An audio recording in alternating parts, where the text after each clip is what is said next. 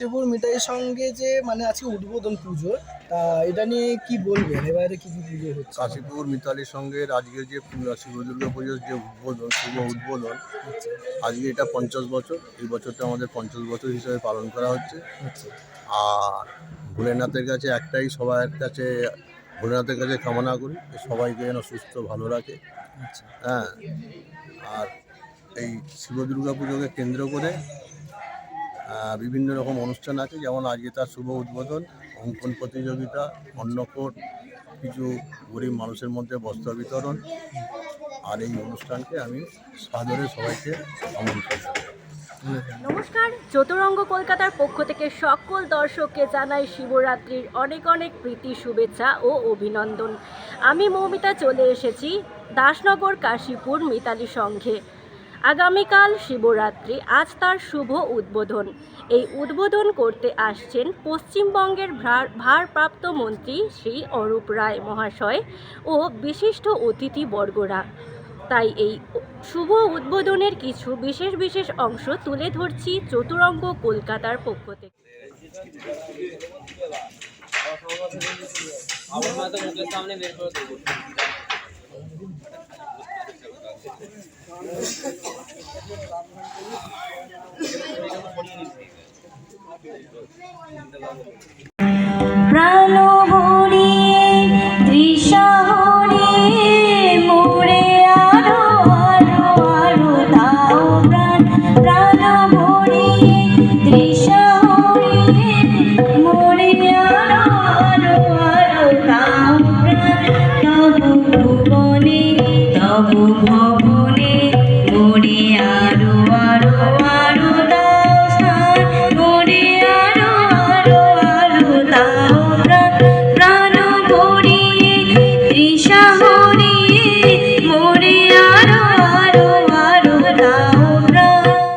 মাননীয় শ্রী অমিত চক্রবর্তী মহাশয় বরণ করেছি সুবর্ণ জয়ন্তী বর্ষে পুজো কমিটির সভাপতি শ্রী অজিত চ্যাটার্জি মহাশয়কে বরণ করে মিতালির সঙ্গে সভাপতি শ্রী অমিত চক্রবর্তী মহাশয় আমাদের মধ্যে উপস্থিত আছেন। আমাদের আজকের অনুষ্ঠানে অন্যতম বিশেষ অতিথি হাওড়া পৌর নিগমের সহ প্রশাসক মাননীয় শ্রী দেবাংশু দাস মহাশয়। মাননীয় শ্রী দেবাংশু দাস মহাশয়কে কাশীপুর মিতালির সংঘের পক্ষ থেকে উত্তরীয় ব্যাগ এবং পুষ্পস্তবক দিয়ে বরণ করেছে। দেবাংশু দাস মহাশয়কে কাশীপুর মিতালি সংঘের পক্ষ থেকে উত্তরীয় ব্যাজ এবং পুষ্পস্তবক দিয়ে বরণ করেছে। এবারে আমরা বরণ করে নেব শ্রী অমিত চক্রবর্তী মহাশয়কে। আচ্ছা, এটি জোরদার করতে হবে। উত্তরীয় ব্যাগ এবং পুষ্পস্তবক দিয়ে বরণ করেছে।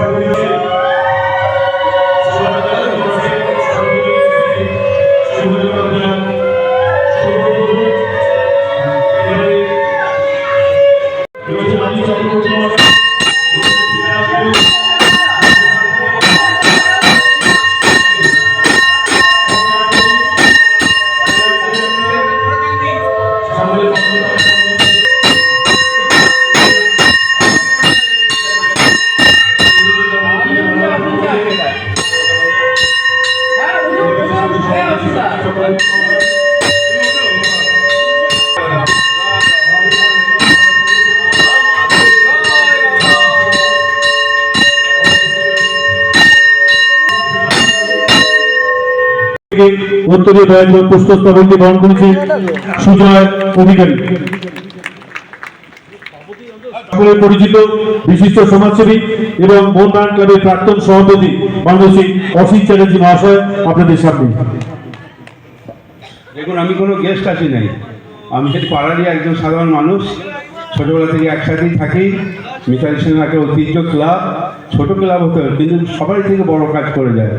প্রত্যেকটা বছর কোন কাজটা করে না, যে কোনো পুজো বলুন, খেলাধুলা বলুন, অন্নকূট বলুন, বস্ত্র বিতরণ, কম্বল বিতরণ করুন, সারা বছর আমার কাছে সেদিনকে গিয়েছে, আমি বললাম যে তুই কতবার করবো বছর কোনো অনুষ্ঠান, আপনি যাচ্ছি। আমি আজকে বাইরে ছিলাম, সে টাকি থেকে টান টান করে আসে, সকালে 6টায় বেরিয়েছিলাম। আপনারা খুব ভালো কাজ করছেন, কাজ করে যাবেন, আপনাদের উপর ঠাকুর আশীর্বাদ করবেন। নমস্কার, শুভ সন্ধ্যা।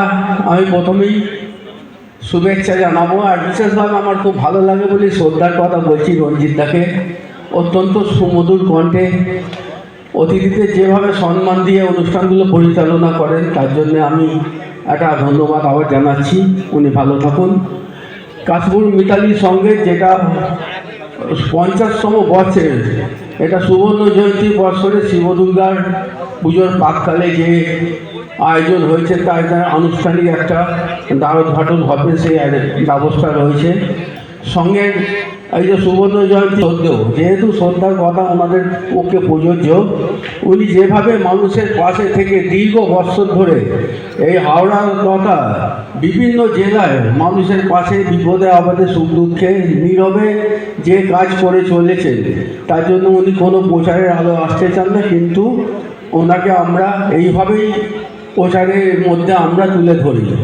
আমাদের অত্যন্ত প্রিয় শ্রদ্ধ, এবং অনেক সময় সমাজসেবী বললে তিনি বলেন যে তার আমার ওইসব বলবে না, আবার আমরা শিল্পপতিও বলি, উনি অনেক সম্মানে ভূষিত।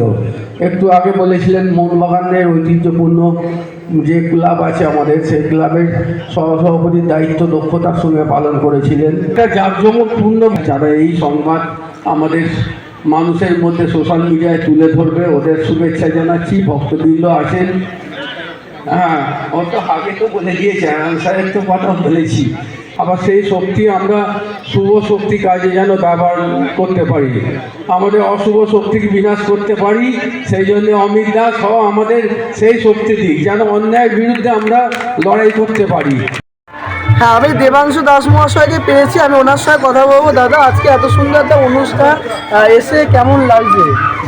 এই অনুষ্ঠানটা একটু আগে মাইক্রোফোনে বলেছিলাম, অত্যন্ত নিষ্ঠার সঙ্গে এই 50তম বর্ষ সুবর্ণ জয়ন্তী বর্ষ, এটা ভাবতে পারছি না।